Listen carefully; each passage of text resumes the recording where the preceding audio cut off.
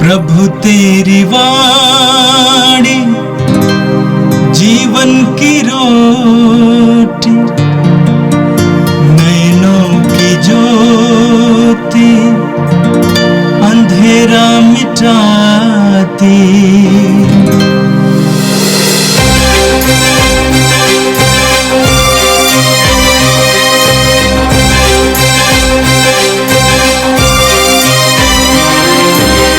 प्रभु तेरी वाणी जीवन की रोटी, नैनों की ज्योति अंधेरा मिटाती।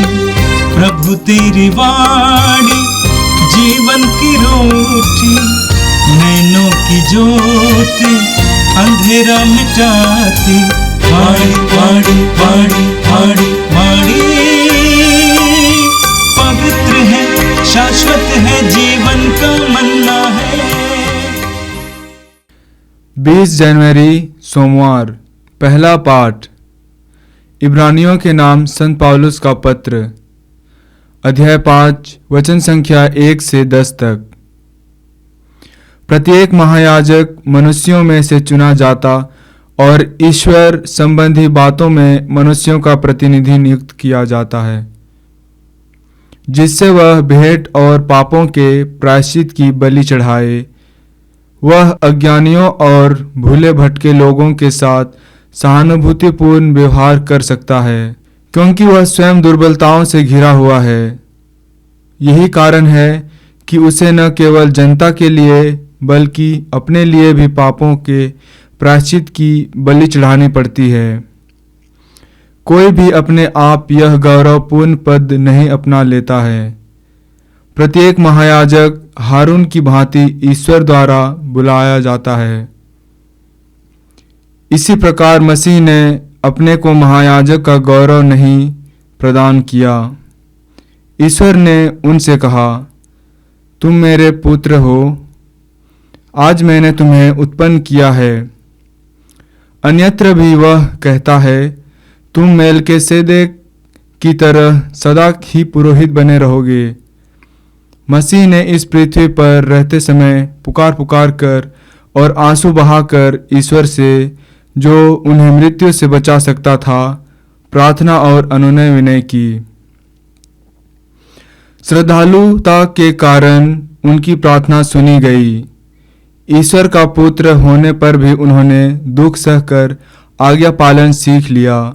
वह पूर्ण रूप से सिद्ध बनकर और ईश्वर से मेलकिसेदेक की तरह महायाजक की उपाधि प्राप्त कर उन सबों के लिए अनंत मुक्ति की स्रोत बन गए, जो उनकी आज्ञाओं का पालन करते हैं। यह प्रभु की वाणी है। संत मार्कुस के अनुसार पवित्र सुसमाचार अध्याय 2 वाक्य 18 से 22 तक। यूहन्ना के शिष्य और फरीसी किसी दिन उपवास कर रहे थे।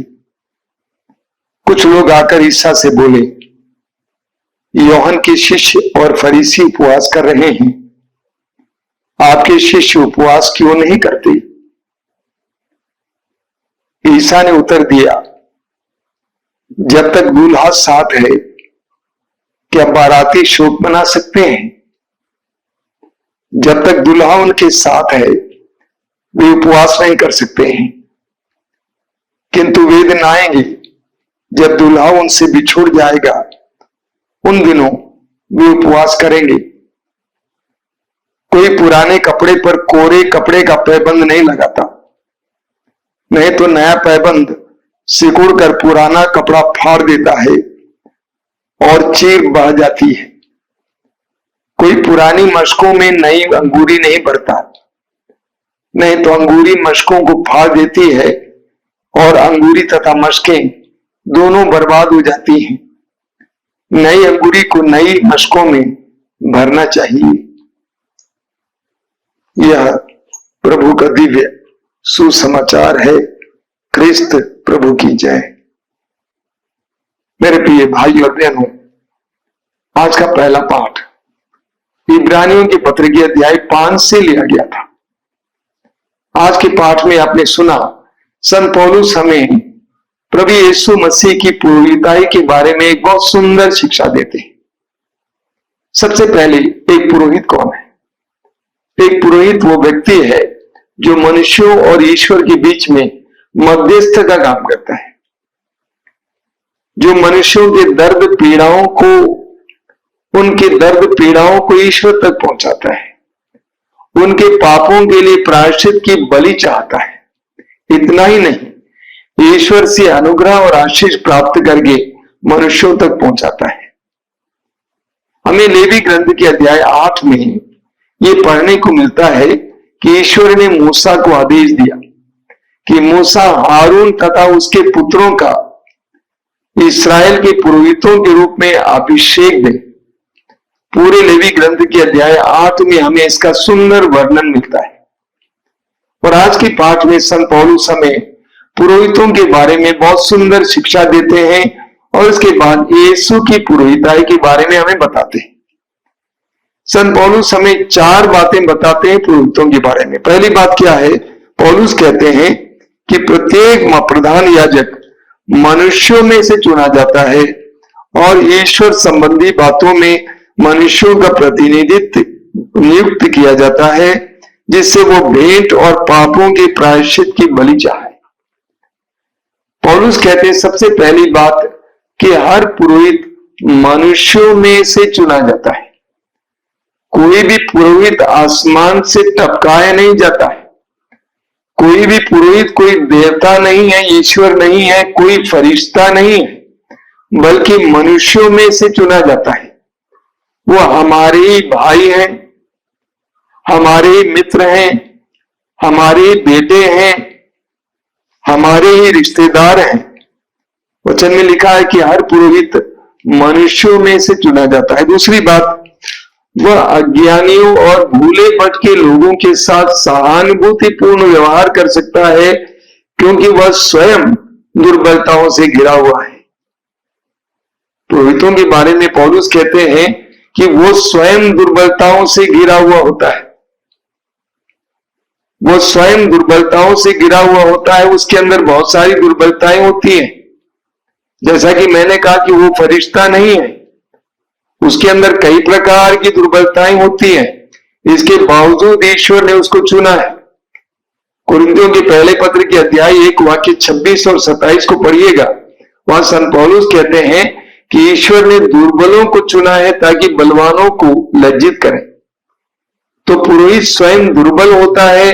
पुरोहितों के अंदर कई प्रकार की दुर्बलताएं होती है। तीसरी बात, यही कारण है कि उसे न केवल जनता के लिए बल्कि अपने लिए भी पापों के प्रायश्चित की बलि चढ़ानी पड़ती है। एक पुरोहित जनता के पापों के लिए प्रायश्चित की बलि चाहता है। इतना ही नहीं, पौलुस कहते हैं कि पुरोहित को अपने पापों के लिए भी प्रायश्चित की बलि चढ़ानी पड़ती है। पुरोहित को न केवल लोगों के लिए प्रार्थना करने की आवश्यकता है, बल्कि अपने लिए भी प्रार्थना करने की जरूरत है। चौथी बात जो संत पौलुस कहते हैं वो यह है, कोई अपने आप ये गौरवपूर्ण पद अब नहीं अपनाता। प्रत्येक प्रधान याजक हारून की तरह ईश्वर द्वारा बुलाया जाता है। पुरोहितों के बारे में चौथी बात जो संत पौलुस कहते हैं वो यह है कि वो ईश्वर के द्वारा बुलाया जाता है।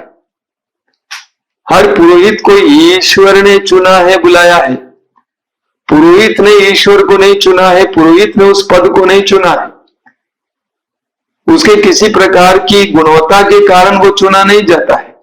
वो ईश्वर के द्वारा चुना जाता है, यानी वो उसकी बुलाहट ईश्वर की ओर से एक बहुत बड़ा वरदान है। आज भी हमें इन बातों पर गौर करने की जरूरत है। सबसे पहली बात, हमारे बीच में भी पुरोहित है। हर विश्वासी और मसीही को ये जानना चाहिए कि वो पुरोहित मनुष्य और मनुष्यों में से चुना जाता है और उसके अंदर दुर्बलताएं होती हैं। इसलिए कलीसिया के सदस्यों की जिम्मेदारी होती है पुरोहितों के लिए निरंतर प्रार्थना करना। जिस परिवार से पुरोहित बुलाया जाता है उस परिवार के लोगों की जिम्मेदारी बनती है कि उस व्यक्ति के लिए निरंतर प्रार्थना करना, ताकि वो दुर्बलताओं पर जीत पा सके। तीसरी बात कि उसको ना केवल लोगों के लिए बल्कि अपने पापों के लिए भी माफी मांगने की जरूरत है, पाप क्षमा का बलिदान चाहने की जरूरत है। चौथी बात कि वह ईश्वर के द्वारा बुलाया गया है। हर पुरोहित ईश्वर के द्वारा बुलाया गया है, ईश्वर के द्वारा अभिषिक्त है, वो किसी मनुष्य के द्वारा नहीं बुलाया गया है। इस बात को विश्वासियों को, मसीहियों को और पुरोहितों को भी जानने की जरूरत है। पुरोहित को यह जानना जरूरी है कि मैं ईश्वर नहीं हूं। प्रभु यीशु मसीह के सेवकों को यह जानने की जरूरत है कि मैं ईश्वर नहीं हूं। कहीं कहीं देखने को मिलता है कि प्रभु के सेवक कभी कभी अपने आप को देवता मानते हैं, ईश्वर मानते हैं, फरिश्ता मानते हैं। अपनी दुर्बलताओं को जानना जरूरी है। पुरोहितों को जानना है कि मैं दुर्बल हूं, मैं पापी हूं, मुझे प्रार्थना की जरूरत है, मुझे लोगों के प्रति सहानुभूति बनाए रखने की जरूरत है, मुझे लोगों से कहने की जरूरत है कि मेरे लिए प्रार्थना कीजिए। और उसे यह भी याद रखना चाहिए कि मैं यहां पर इसीलिए हूं क्योंकि मैं बुलाया गया हूं, ईश्वर के द्वारा बुलाया गया हूं और ईश्वर की ओर से मेरे लिए एक महान वरदान है। प्रभु यीशु मसीह के बारे में संत पौलुस कहते हैं कि वचन में लिखा हुआ है, इसी प्रकार मसीह ने अपने को प्रधान याजक का गौरव नहीं प्रदान किया। ईश्वर ने उनसे कहा, तुम मेरे पुत्र हो, आज मैंने तुम्हें उत्पन्न किया है। अन्यत्र भी वो कहता है, तुम मेल्कीजेदेक की तरह सदा पुरोहित बने रहोगे। मसीह ने इस पृथ्वी पर रहते समय पुकार पुकार कर, आंसू बहाकर ईश्वर से जो उन्हें मृत्यु से बचा सकता था, प्रार्थना और अनुनय विनय की। श्रद्धालुता के कारण उनकी प्रार्थना सुनी गई। ईश्वर के पुत्र होने पर भी उन्होंने दुख सहकर आज्ञा पालन सीखा। वह पूर्ण रूप से सिद्ध बनकर और ईश्वर से मेल्कीजेदेक की तरह प्रधान याजक की उपाधि प्राप्त कर सबके लिए मुक्ति के स्रोत बन गए और उनकी आज्ञाओं का पालन करते। प्रभु यीशु के बारे में संत पौलुस कहते हैं कि यीशु मसीह वास्तव में पुरोहितों के वंश में जन्म नहीं लिए थे। यीशु नाजरी पुरोहित नहीं थे, एक बढ़ई थे। यही कारण है कि फरीसी लोग यीशु से सवाल किया करते थे कि आप किस अधिकार से वचन सुनाते हैं, उपदेश देते हैं, ये सारे कार्य करते हैं। यीशु जन्म से या वंश से पुरोहित नहीं थे, लेकिन प्रभु यीशु क्रूस पर पुरोहित बने। उन्होंने अपने आप की बलि चढ़ाई हमारे पापों के लिए। योहन के पहले पत्र के अध्याय 2 वाक्य 2 में योहन कहते हैं कि वह हमारे पापों के लिए प्रायश्चित किए, ना केवल हमारे पापों के लिए बल्कि समस्त संसार के पापों के लिए प्रायश्चित किए। मैं सरल शब्दों में इन वचनों को समझाने का प्रयास कर रहा हूं। प्रभु यीशु एक बढ़ई बनकर जन्म लिए, बढ़ई के परिवार में पले, बढ़ई का काम किए, लेकिन क्रूस पर प्रभु यीशु ने अपने आप को, ईश्वर को, वह महान बलिदान चढ़ाया जो हमेशा के लिए हमारे पापों के लिए प्रायश्चित की बलि बने। इस प्रकार वे दुख सहकर हमारे लिए प्रधान याजक बने। न केवल हमारे लिए प्रधान याजक बने बल्कि उन्होंने अपने दुखों के द्वारा अपने आप को सिद्ध किया, प्रमाणित किया, हर प्रकार की बुराई को पर जीता। और इतना ही नहीं, अपने बलिदान के द्वारा वो हमारे लिए, सभी मनुष्यों के लिए मुक्ति के माध्यम बने हुए हैं। तो प्रभु यीशु हमारे लिए महापुरोहित है। प्रभु यीशु हमारे पापों के लिए हमेशा हमेशा के लिए प्रायश्चित की बलि चढ़ाए हैं। वो हमारे लिए एक महान और प्रधान पुरोहित है, याजक है। और आज का सुसमाचार संत मार्कुस के सुसमाचार के अध्याय 2 से लिया गया था। जो लोग वचन सुन रहे हैं, मैं आपको बताना चाहता हूं कि इन दिनों हम संत मार्कुस के सुसमाचार से अध्ययन कर रहे हैं या पढ़ रहे हैं, सुन रहे हैं। आज के सुसमाचार में आपने सुना, यूहन्ना के शिष्य और फरीसी किसी दिन उपवास कर रहे थे। कुछ लोग आकर ईसा से बोले, यूहन्ना के शिष्य और फरीसी उपवास कर रहे हैं, आपके शिष्य उपवास क्यों नहीं करते? ईसा ने उत्तर दिया, जब तक दूल्हा साथ है क्या बाराती शोक मना सकते हैं? जब तक दूल्हा साथ है वे उपवास नहीं कर सकते हैं, किंतु वे दिन आएंगे जब दूल्हा उनसे बिछोड़ जाएगा, उन दिनों वे उपवास करेंगे। हम जानते हैं कि प्रभु यीशु मसीह ने स्वयं उपवास के बारे में शिक्षा दी और उन्होंने स्वयं 40 दिन और 40 रात उपवास और प्रार्थना की। बाद में हम पढ़ेंगे प्रेरित चरित्र में कि शिष्यों ने भी बार बार उपवास किया। लेकिन आज के समाचार में हमने सुना कि कुछ लोग आकर यीशु से पूछते हैं, फरीसी और यूहन्ना के शिष्य उपवास करते हैं, आपके शिष्य क्यों उपवास नहीं करते हैं? उन दिनों फरीसी लोग, यहूदी संप्रदाय के कुछ लोग, फरीसी लोग सप्ताह में 2 बार उपवास करते थे, लेकिन प्रभु यीशु के शिष्य उपवास नहीं करते थे।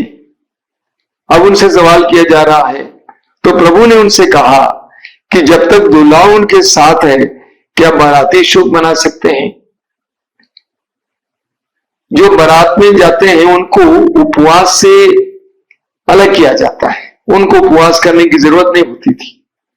तो प्रभु यीशु उसी बात को उठाकर लोगों को समझाने का प्रयास करते हैं। प्रभु कहते हैं जब तक दूल्हा साथ है बाराती उपवास नहीं कर सकते हैं। ये दूल्हा कौन है?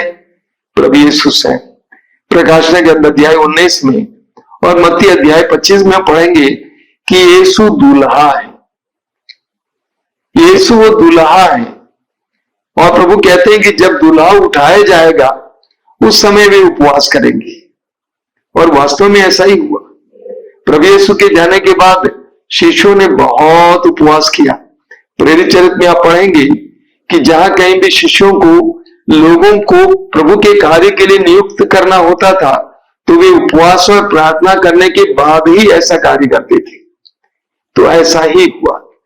ऐसे परिप्रेक्ष्य में प्रभु यीशु लोगों को एक बहुत सुंदर शिक्षा देते हैं। वो शिक्षा क्या है?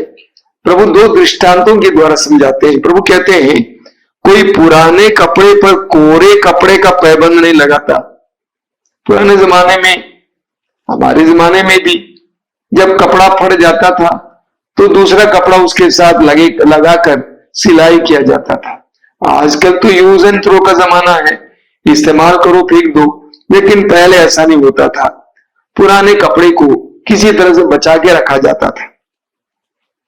प्रभु कहते हैं कोई पुराने कपड़े पर कोरे कपड़े का पैबंद नहीं लगाता, नहीं तो नया का पैबंद सुकुड़ कर पुराना कपड़ा फाड़ देता है और चीर बढ़ जाती है। तो जब कोई भी व्यक्ति पुराने कपड़े को सीलता था तो उसके साथ पुराने कपड़े का ही पैबंद लगाता था। अगर नया कपड़ा लगाता तो सुकड़ जाता, तो चीर बढ़ जाती। एक दूसरा दृष्टांत प्रभु सुनाते हैं, वो यह है कोई पुरानी मशकों में नई अंगूरी नहीं भरता, नहीं तो अंगूरी मशकों को फाड़ देती है और अंगूरी तथा मशकें दोनों बर्बाद हो जाती है। नई अंगूरी नई मशकों में भरना चाहिए। अंगूरी का मतलब है दाखरस, अंगूर का रस। प्रभु कहते हैं कि उस जमाने में पुराने मशकों में नई अंगूरी नहीं डालती थे लोग, बल्कि नए मशकों में डालते थे, वरना पुराने मशकों को नई अंगूरी फाड़ देती, तोड़ देती। प्रभु यीशु क्या बताना चाहते हैं? प्रभु ये बताना चाहते हैं कि मैं एक नई शिक्षा लेकर आया हूं। ये सत्य है कि मैं संहिता को पूर्ण करने आया हूं, लेकिन मेरी शिक्षाएं पूरी तरह से नई है।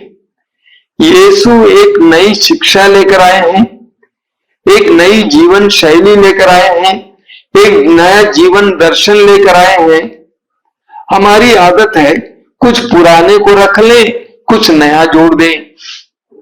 पुरानी बातों पर ही हम आगे बढ़ेंगे, कुछ नई बातें जोड़ते रहेंगे। इसको अंग्रेजी में पैच वर्क कहते हैं।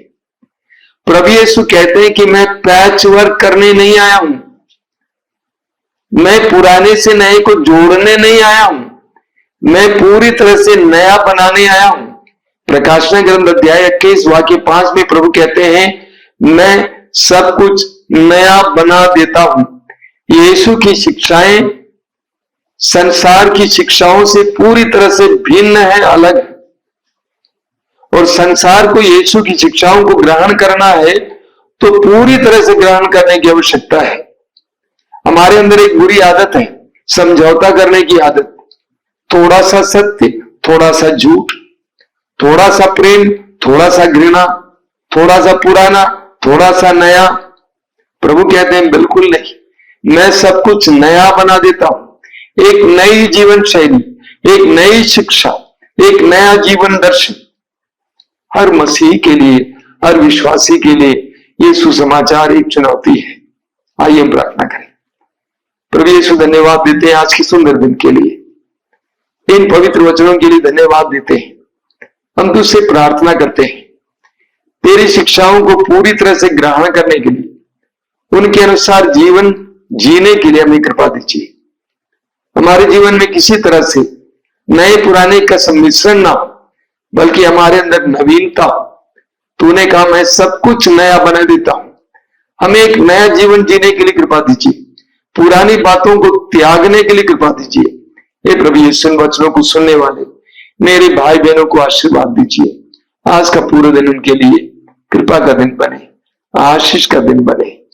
हमारी इस प्रार्थना को ग्रहण कर, आमीन।